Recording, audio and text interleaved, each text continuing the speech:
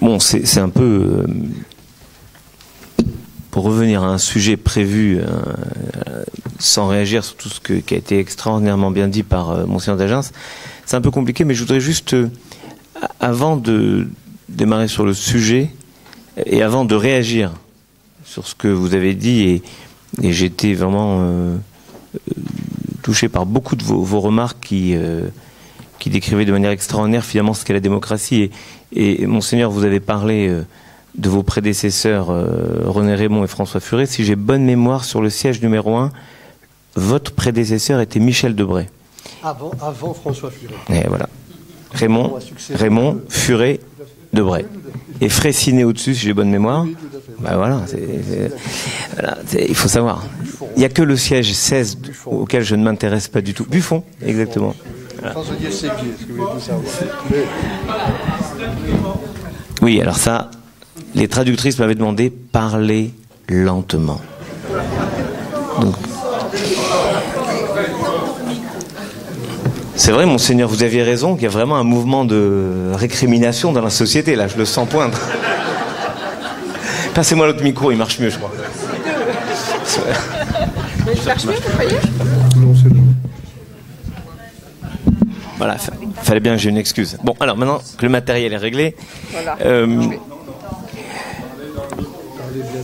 C'est peut-être, il faut le tenir comme ça, peut-être. On a juste... je voudrais juste dire deux choses. D'abord, j'étais très ému d'entendre les sœurs de Sion juste avant votre intervention, Monseigneur, parce que vous parliez, Monseigneur, de Jules Isaac. Je voudrais juste associer, si vous permettez, mais c'est parce que j'ai rédigé sa biographie, le grand rabbin Jacob Kaplan, qui avait beaucoup œuvré au moment de l'affaire Finali pour ne pas ostraciser les sœurs de Sion et qui avait contribué, là c'est pas moi, il y a un téléphone et c'est pas moi, et qui avait contribué à ce que les sœurs de Sion œuvrent pour la connaissance du judaïsme à l'intérieur du christianisme, du catholicisme. Les sœurs de Sion ont instillé beaucoup de choses formidables dans la réflexion autour de Nostra Aetate. Donc j'étais très heureux de les entendre faire ce commentaire, surtout sur Sodome et Gomorrhe. Alors, je voudrais juste rajouter une petite chose. C'est un peu facile de dire, les habitants de Sodome et Gomorrhe étaient dévoyés, se livraient avec... Les maximes des pères disent, il y a plusieurs types de sociétés, mais l'un des types de ces sociétés, c'est une société où chacun dirait, ce qui est à toi, ce qui est à moi, est à moi. Et on dit ça, c'est la société normale, voilà. Le gentil, c'est celui qui dit, ce qui est à moi, c'est à toi, ce qui est à toi, garde-le, c'est à toi. Le méchant, c'est pas compliqué, celui qui dit ce qui est à toi, c'est à moi, et ce qui est à moi, c'est à moi. Le fou, après vous l'appelez comme vous voulez, le fou, c'est celui qui dit ce qui est à toi, est à moi, ce qui est à moi, est à toi.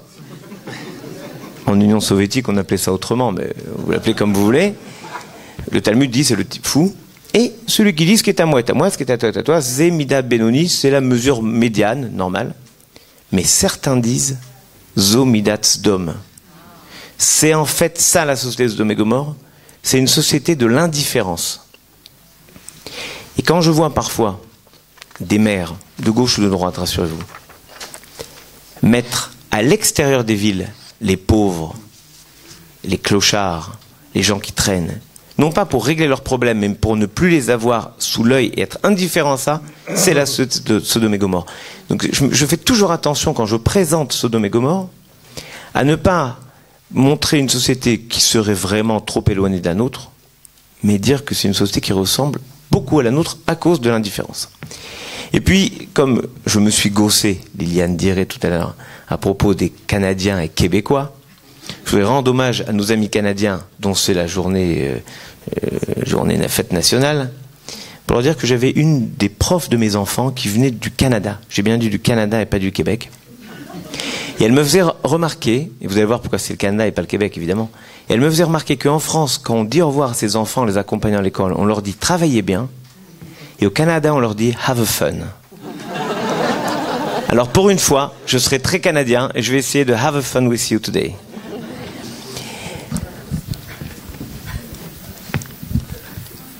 Je n'oublie pas, chère Florence, que la première mission que j'ai voulu assumer en tant qu'aumônier des armées, dès que j'ai été nommé, il y a 6 ans maintenant, c'était je voulais venir à Oradour-sur-Glane.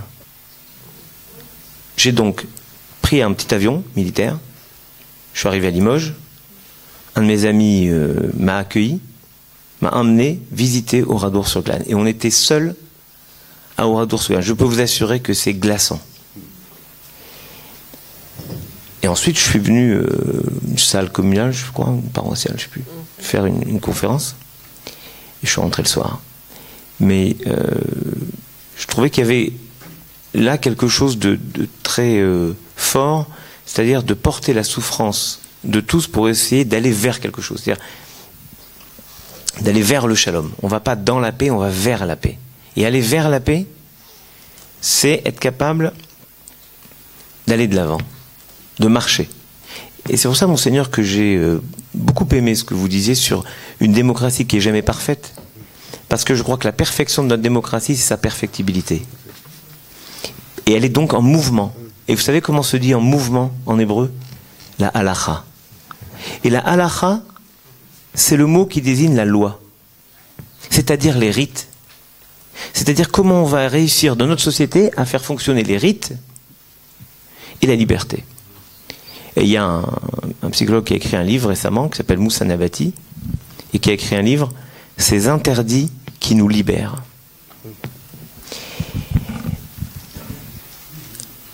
La loi de 1905. Alors, Monseigneur, j'adhère aussi à l'idée que la démocratie n'est pas antagoniste, évidemment, à la religion et surtout pas au catholicisme. Mais honnêtement, la loi de 1905 visait en fait à séparer surtout l'Église catholique de l'État. Le judaïsme n'étant à l'époque qu'une sorte de dégât collatéral. Je parle en militaire, hein, j'entends. Une sorte de dégât collatéral des décisions prises pour contrer l'influence du catholicisme, en particulier sur l'école. Nous subissons d'ailleurs tous aujourd'hui, catholiques, protestants, juifs, les dégâts collatéraux des lois pensées, pas pour nous, avant tout pour l'islam. C'est une réalité. Mais en 1905, les Juifs de France ne se sentent pas victimes de cette république laïque, d'autant qu'avec, au même moment, la défaite du camp des anti-Dreyfusards, l'antisémitisme a disparu, en tout cas des discours officiels. Lorsque la Première Guerre mondiale éclate, les Juifs s'engagent afin de payer, par le sang versé, leur dette à la France, qui leur avait donné le titre de citoyen le 27 septembre 1791, un peu plus tard que les autres, mais quand même,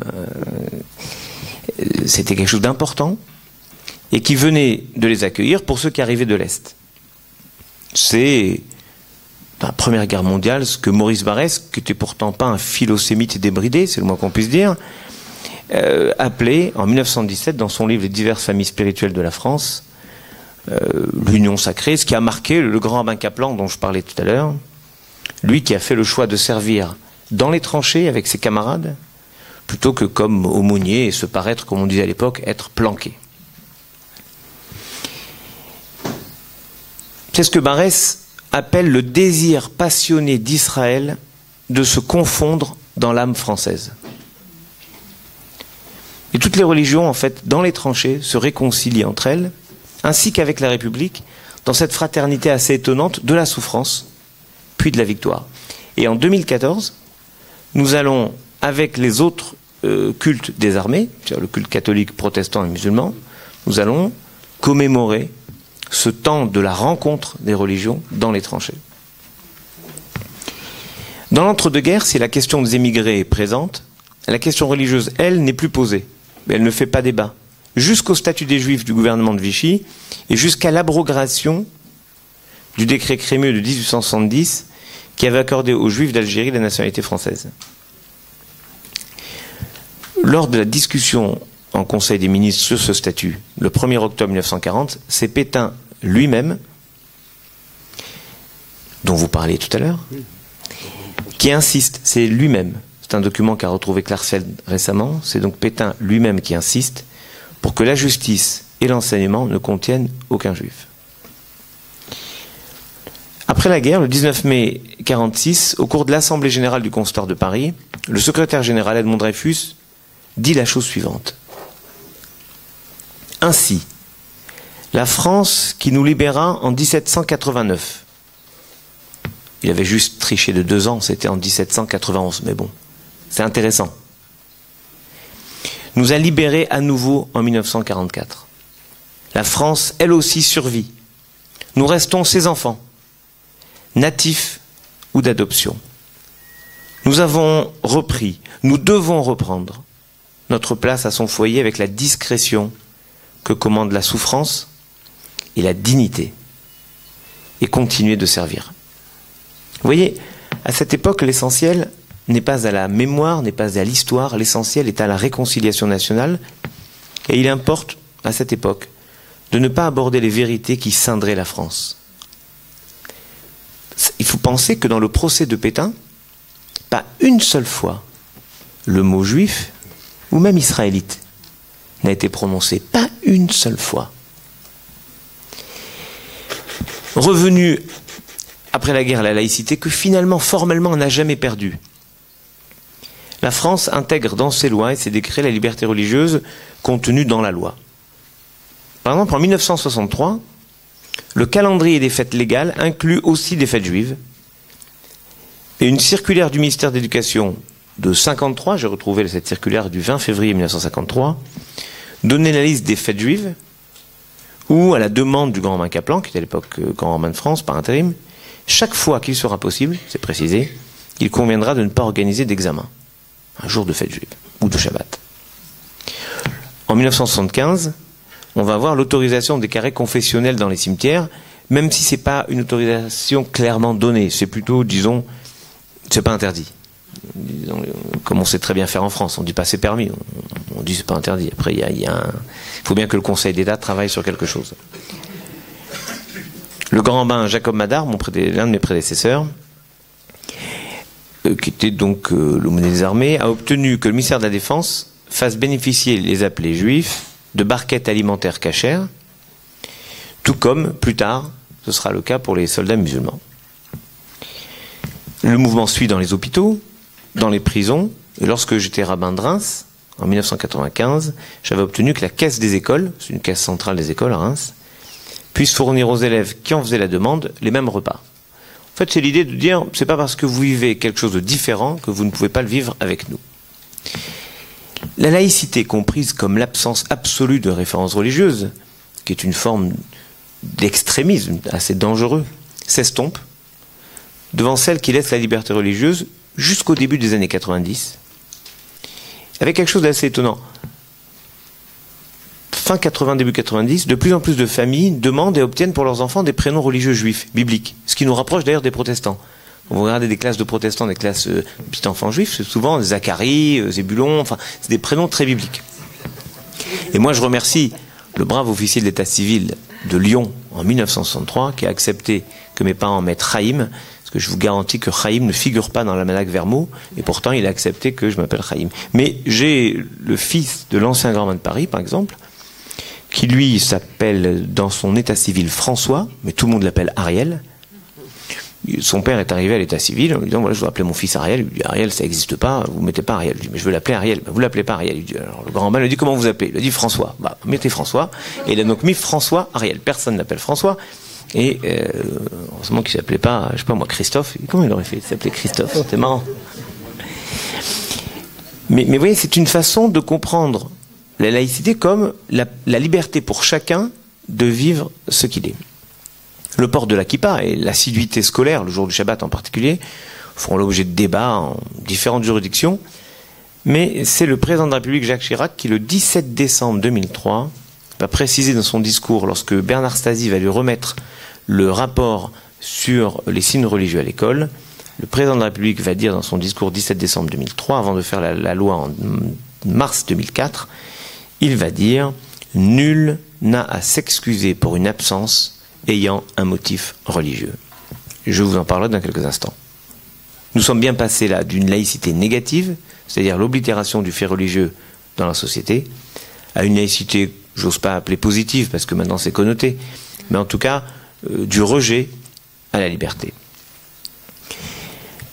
Pour le judaïsme, il n'y a absolument aucune opposition entre la laïcité française et la foi. Aucune. Il s'agit pour nous d'ailleurs de défendre cette vision laïque de la France, c'est-à-dire celle qui fait exactement sa grandeur. Oui, parce que c'est la grandeur de la France de ne forcer personne à faire un choix entre sa citoyenneté et sa foi. C'est la vocation de la France de faire en sorte que chacun puisse vivre ensemble, donnant corps au verset du psaume 133 qu'il est bon et agréable que les frères résident ensemble. C'est l'esprit de la France, de prôner cette diversité qui a toujours fait sa force et sa richesse, de toujours. C'est sa vocation puisque son nom en hébreu, Tsarfat, qu'on trouve dans le prophète Abdias. Tsarfat signifie le creuset dans lequel l'orfèvre met ses métaux précieux et différents, pour en faire un alliage. S'il manque un seul des métaux différents, l'alliage n'est plus homogène. On pourrait porter ensemble une forme d'espérance, celle de nous voir capables de défendre ensemble une vision de la société qui soit plus juste. Vous le disiez, Monseigneur, je partage absolument votre analyse. J'ai le sentiment parfois que les cultes se préoccupent beaucoup plus de dialogue avec le pouvoir, ou même de confrontation avec le pouvoir, plutôt que de dialogue entre eux. Et je prends notre part de responsabilité dans la matière. Or, c'est la laïcité seule qui nous permet ce dialogue, qui nous permet de débattre. On ne dialogue que lorsque nous sommes en équité. Sinon, c'est de la condescendance. Et c'est la laïcité qui nous permet ce dialogue d'égal à égal. Nous devrions passer, si je peux me permettre, j'ose le dire devant le président de la conférence épiscopale, mais je le dis pour ma paroisse, si j'ose dire aussi, hein, quoique ma paroisse est bien fatiguée en ce moment. Nous devrions passer d'un temps où, comme beaucoup malheureusement dans la société d'aujourd'hui, nous demandons ce que l'État peut faire pour nous, à un temps où nous dirions qu'est-ce que nous pouvons faire pour l'État. Nous devons beaucoup plus nous engager dans la construction du corpus de valeurs qui fondent la société, qui fondent la République et qui fondent notre société aujourd'hui. Vous le disiez, Monseigneur, dans le domaine social, dans le domaine caritatif, dans le domaine humain, je n'ose pas dire dans le domaine familial maintenant, parce que, enfin, dans le domaine familial, quoi que certains puissent en dire, pour la proximité, dans le respect du faible, dans le respect de la liberté, dans l'égalité, la fraternité. Nous avons, toutes religions confondues, une certaine expertise. Et pour nous, on a quand même 3500 ans d'expérience. Un peu moins pour vous, Monseigneur.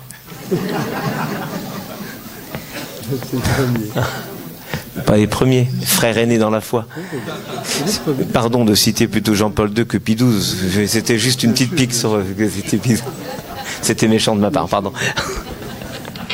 Mais, honnêtement, sans parler de foi, oublions la foi. L'homme, on a quand même 3500 ans d'expérience sur ce que c'est l'homme.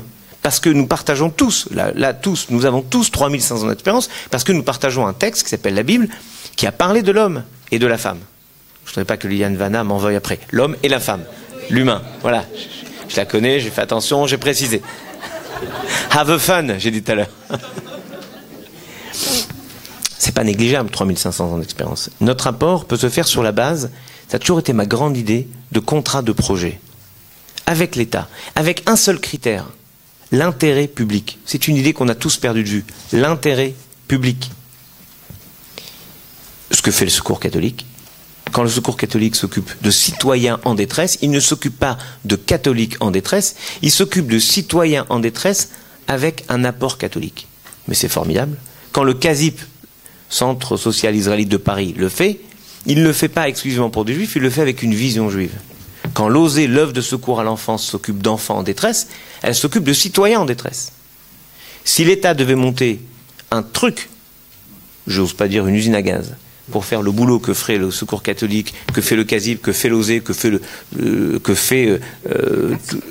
CASP, le CA, voilà, exactement, qui travaille avec l'OSE, enfin bref, que font toutes les associations autour du monde religieux, ça serait une usine à gaz incroyable, ça ne marcherait pas en plus.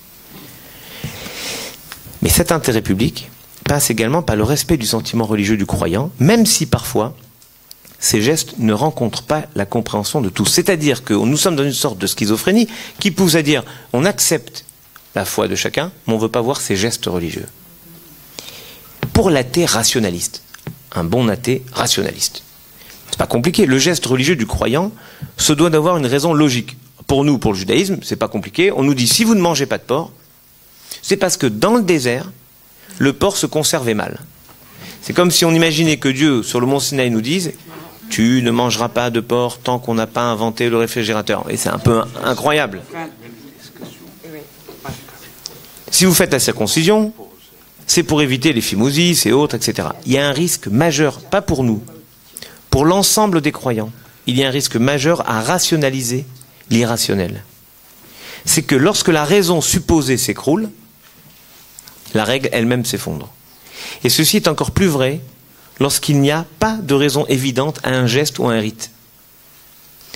Parce que si tout geste religieux est dicté par une logique, une raison, alors il n'y a plus d'acte de foi. Il n'y a plus d'acte de foi. Par nature, l'acte de foi doit être irrationnel. Parce que c'est un acte de foi, c'est quelque chose qui nous engage au-delà de notre raison. Tout le concept de la foi, c'est de situer l'homme au-delà du raisonnable, humain, pour s'engager dans la confiance en la volonté de Dieu. Je fais ce que tu me demandes, mon Dieu, parce que je sais que c'est bien. Je vais vous donner une image qui m'a beaucoup frappé. Là, je pense que c'est beaucoup plus vu que la Bible. Dans un film formidable, je vous conseille de le voir, Monseigneur. C'est dans la série, vous savez, des Aventuriers de l'Arche perdue, c'est avec Ford Harrison. Alors c'est la recherche du sacré Graal. Oui, ça vous rapproche un peu quand même du boulot. Et en gros, c'est donc Ford Harrison qui est donc comment il s'appelle dans. Ben, je vois qu'il y a des professionnels. Parce que là, si je vous avais demandé le nom du prince tué par Pinchas dans la Bible, vous m'aurez moins donné que Indiana Jones. Bravo, madame, en tout cas. Donc Indiana Jones doit trouver le Graal, et un moment, son père, qui est joué par Sean Connery dans le film, lui dit « Tu verras une fosse, avance ». Il arrive effectivement, son père est blessé, il est loin, il arrive seul devant une fosse. Infranchissable. Et on revoit dans le film, c'est très émouvant, vraiment, on revoit dans le film l'image de son père qui lui dit « Avance ». Et confiance, avance. Mais il y a un trou. Et c'est une image étonnante. Il se met debout, il met un pied dans le vide, il ferme les yeux et il avance. Et en fait, son pied se pose sous un rebord qui est à 20 cm dans le vide, mais comme c'était tout noir, il ne voyait pas ça. C'est exactement ça la foi. Dieu nous dit avance, notre raison nous dit il n'y a aucune raison d'avancer, mais si on a confiance en Dieu, on avance. Un peu comme Narshon, fils d'Aminadav, qui lorsque Dieu a dit vous traverserez la mer Rouge, avance dans la mer Rouge. Et c'est lorsqu'il avance jusqu'à ne plus pouvoir que la mer s'ouvre. Parce que la raison, c'est ce que disent les maximes des pères, fait de sa raison ou sa volonté, ta volonté, afin qu'il fasse de ta volonté sa volonté. Et donc par nature, vouloir rationaliser l'acte de foi, c'est un déni de foi. Être un homme qui croit finalement, c'est accepter de ne baisser la tête que devant son Créateur. Ma raison s'efface devant la sienne. C'est exactement le concept que les Hébreux ont accepté au pied du mont Sinaï, qu'on appelle en hébreu Naaseh Venishma. Nous ferons et nous comprendrons. Non pas nous ferons bêtement, mais nous ferons et nous donnerons du sens à ce que nous faisons. C'est ce retour au rite, vous voyez, qui fait défaut aujourd'hui dans notre société, qui se cherche pourtant des repères. Le rite amène au sens, c'est la clé de notre fidélité à la loi. J'ai un de mes amis, prêtre, qui, pendant le carême, a d'une certaine manière, à mon sens, réenchanté le carême de manière formidablement intelligente. Pendant le carême, il engage ses fidèles à faire un carême télévisuel. Franchement, si j'arrivais à faire ça avec mes enfants, j'ai déjà le Shabbat. Remarquez, au moins le Shabbat, je suis tranquille, je ne regarde pas la télé. Mais il a proposé à ses fidèles, ce prêtre, de ne pas voir la télé, c'est-à-dire de gagner du temps de vie. Et le grand rabbin, l'ancien grand rabbin de Londres, le rabbin Sachs, disait, on ne se rend pas compte à quel point on fait rentrer dans nos domiciles le voleur de temps qu'est la télé. Et donc ce curé, remarquablement intelligent, un homme formidable, demande à ses fidèles de gagner du temps, c'est-à-dire arrêter de regarder la télé pendant le carême et consacrer à étudier un peu de Bible, à réfléchir autrement, à parler avec vos enfants, vos proches. C'est une forme de nouveau carême. En fait, il leur a redonné du rite. Le Talmud affirme une phrase étonnante. En dehors d'Eretz Israël, de la Terre Sainte, nous devons nous rapprocher de celui qui n'a pas de Dieu. Et nous, on le comprend comme étant on doit se rapprocher de celui qui n'impose pas son Dieu à l'autre. C'est-à-dire celui qui est laïque. En fait, les maîtres du Talmud, j'ai un grand secret, rêvaient déjà la laïcité à la française. Je voudrais juste préciser un petit point très important. Vous avez raison de ne pas parler que de la France, parce qu'on doit penser aussi européen. Américain, mais pour nous, en termes de juridiction, européen. Les textes français parlent de liberté religieuse, ce qui est assez vague. Les textes européens, eux, parlent de liberté de pratique religieuse. C'est quand même différent. Et pour nous, ça a des incidences fortes. Sur la circoncision, vous avez pu voir qu'en Allemagne, certains voulaient remettre en cause la circoncision, et ça viendra ailleurs. Des juges, c'est pas n'importe qui. L'abattage rituel. Alors, pour nos amis anglais ou anglophones qui viennent d'entendre la traduction du mot abattage rituel, alors en anglais, parce que j'ai vu avec les traductrices formidables tout à l'heure, elles m'ont dit, je leur ai demandé, ça se traduit massacre rituel, c'est affreux. Donc mes excuses pour nos amis anglophones, ce n'est pas massacre rituel, c'est l'abattage rituel qui est censé faire le moins possible souffrir l'animal. Mais n'empêche que vous avez vu que l'abattage rituel, c'est valable pour nous, c'est valable pour les musulmans. Et encore une fois, j'ose vous dire ce qu'on nous répond, mais ce n'est pas vous qui êtes visés. Ce sont les musulmans. Enfin, ça nous fait une belle jambe. Le fait est qu'on interdit une pratique religieuse multiséculaire, et c'est impossible donc de dire on vous laisse une liberté religieuse sans une liberté de pratique religieuse. Récemment, il y a eu un truc incroyable. Alors maintenant, on fait attention quand on parle des boucheries chevalines, avec les histoires des lasagnes. Mais bon, vous savez, à Paris, il y a un règlement incroyable. Il faudrait demander à notre ami le préfet Alain Boyer, qui lui était chef du bureau des cultes, il doit savoir ça. Il y avait une règle à Paris qui voulait que le lundi, les boucheries devaient être fermées pour permettre aux boucheries chevalines de vendre leur viande. Probablement ceux qui avaient raté le tiercé le dimanche, on les mangeait le lundi. J'en sais rien, mais c'est comme ça. C'est une réglementation. Et il y a 7-8 ans, un brave maire d'arrondissement de Paris, je ne dénonce pas lequel, ce ne serait pas très chrétien, et pas charitable, donc ce brave maire de Paris décide de faire respecter l'interdiction des ouvertures de boucherie le lundi. Et donc il fait verbaliser 2 commerçants qui vendent de la viande cachère. Les braves commerçants disent, mais c'est injuste. Nous, on ferme le samedi, on ne va pas en plus fermer le lundi pour faire plaisir à ceux qui vendent du cheval. Un cheval qu'on ne peut pas vendre, c'est pas cachère. Il a fallu réfléchir, il a fallu appeler au secours le bureau des cultes pour pouvoir faire valider une mesure dérogatoire de 1973 qui était une mesure de bon sens. Mais c'est vous dire que parfois il y a une sorte d'extrémisme de la réglementation qui fait oublier le bon sens. Autre question surprenante pour nous, dans la ritualisation de notre foi, c'est quelque chose qui relève de l'interdit « vous n'aurez pas de feu dans vos maisons le jour du Shabbat ». L'un des dérivés, c'est qu'on ne peut pas utiliser l'électricité le Shabbat, le samedi. Comment faire quand vous avez des digicodes? Donc, on ne peut pas rentrer chez soi. Et donc, je me rappelle d'un brave général qui me dit, il faut que je vous demande, il y a un truc bizarre. J'ai un voisin, de temps en temps, il hurle en bas, Rebecca, Rebecca, pour que sa femme, elle ouvre. Le 3e, ça m'énerve, je peux comprendre. Alors, je lui dis, je parie que c'est le vendredi et le samedi. Comment vous savez? Alors, j'explique à ce brave général, qui est formidable. Je lui dis, écoutez, dans une semaine, c'est une fête qui s'appelle Pourim.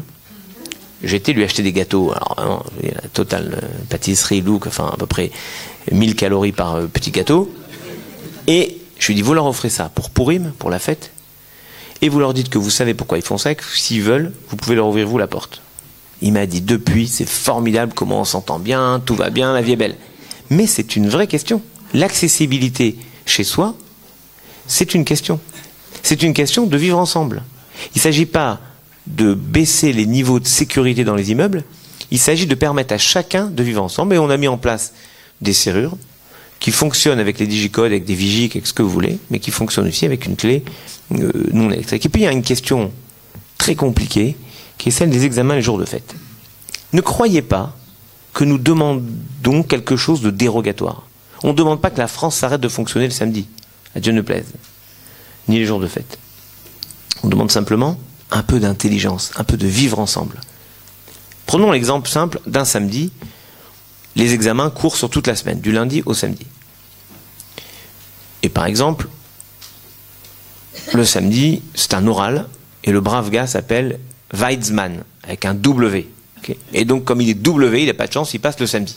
S'il s'était appelé Habitbol, il passait lundi. Ouais, comme quoi, il vaut mettre ses farades Kashkenaz, c'est pour énerver Liliane, apothicaire, voilà, poum. Il fallait que j'en balance une depuis hier soir. J'attendais le moment idéal, c'est fait. Qu'est-ce que ça coûte à l'organisation des examens de basculer du samedi au vendredi? Rien. On inverse un deux Ève. Il y a des gens qui disent mais évidemment. Et il y en a d'autres qui disent pas question. Redlex, Sedlex. Bon. Alors on dit d'accord, j'ai un 0. Pourquoi, quand un jeune se casse le pied, ou sa grand-mère est morte, enfin, j'ai rien contre sa grand-mère, mais disons il a une obligation familiale, il a un 0 non éliminatoire, alors que j'ai une petite, l'an passé, qui a passé l'agrégation de SVT, qui a eu l'écrit haut la main. Sur les 4 euros, elle a fait le choix de ne pas en passer un qui était le samedi. Malgré son 0, elle est largement au-dessus de la barre d'admission. Et pourtant, on lui dit non madame, mademoiselle, désolé, 0 éliminatoire, vous n'avez pas votre agrégation de SVT. Ce qui est un déni de bon sens. Cette fille qui a travaillé, qui a donné... Pourquoi on lui demande à un moment de choisir entre sa foi et son engagement pour la société? On ne demande pas, vous voyez, quelque chose de dérogatoire, on demande d'intelligence. Le ministère de l'Éducation nationale est très actif sur ce dossier et peut résoudre ce qui dépend de lui. Mais avec l'autonomie des universités, il peut tout au plus donner des conseils au président de l'université ou au doyen. Depuis 3500 ans, le judaïsme professe qu'il ne porte que sa vérité, pas la vérité. Et que les autres formes de religion, les autres religions portent leur part de vérité, dans la mesure, bien entendu, où elles ne sombrent pas dans l'idolâtrie ou dans une forme d'idolâtrie contemporaine. Mais l'histoire a toujours placé chaque religion dans la situation d'être un jour instrumentalisée par un pouvoir politique afin d'étendre son aire d'influence. Et la laïcité nous fournit en France la possibilité de mettre toutes les religions sur le même plan et leur permettre ainsi ce dialogue dont je parlais tout à l'heure, un dialogue réel qui n'aurait aucune chance d'exister si l'une ou l'autre avait une prééminence. De ce point de vue, l'Église catholique de France s'est radicalement transformée au cours des 50 dernières années et a suivi la ligne de Vatican II et souvent elle l'a devancée. Cette révolution affirmait que les autres religions avaient leur légitimité, mais elle a surtout porté un regard différent sur le monde et la société, poussant les autres religions, en tout cas chez nous, en France, à faire de même. Parce que s'il n'y a plus en France de religion d'État, nous ne devons pas, sous prétexte d'équité, faire une injustice historique et nier à la fois la place et l'influence de l'Église catholique dans l'histoire de France, y compris aujourd'hui. C'était d'ailleurs le projet de l'encyclique Fides et Ratio de 98, de dialoguer avec le monde, d'œuvrer pour plus de solidarité, de produire ainsi de l'unité.